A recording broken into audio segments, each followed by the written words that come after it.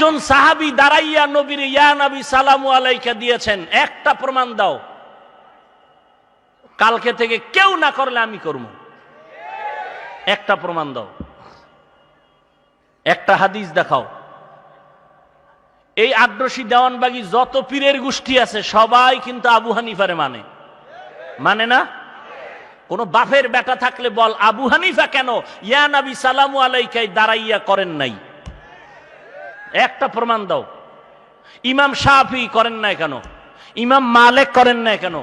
ইমাম আহমদ বিন হাম্বল করেন নাই কেন? ইমাম বুখারী করেন নাই কেন? ইমাম তিরমিজি করেন নাই কেন? ইমাম মুসলিম করেন নাই কেন?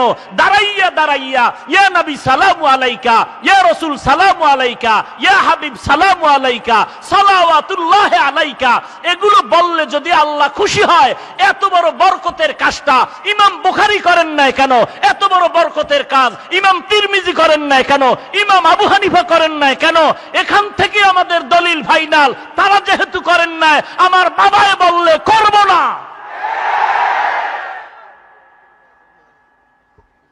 বাকি তোমরা করলেও গালি দিব। আমারে যখন আঙ্গুল বাঁকা করবা তখন আমি কিছু বলতেই হবে।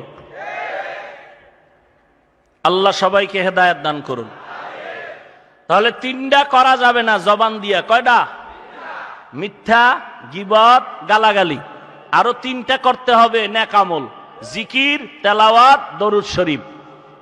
আমরা বলে দরুদ শরীফ পড়ি না। কসম খোদার, এই গোটা বিশ্বের মধ্যে কওমি মাদ্রাসার আলেম ওলামারা হাদিস পড়াচ্ছেন সহিহ তরিকায়, যেই পরিমাণ দরুদ পড়ে, এই পরিমাণ সহিহ তরিকায় দরুদ শরীফ পৃথিবীর কেউ পড়ে না, কেউ পড়ে না, কেউ পড়ে না।